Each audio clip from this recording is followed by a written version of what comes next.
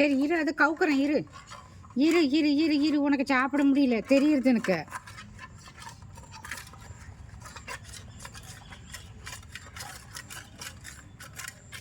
செல்லம் இருடி செல்லம், இரு. நீ கொஞ்சம் மூளையில் போ, நான் எடுக்கிறேன், அதை எடுக்கிறேன். Okay okay okay.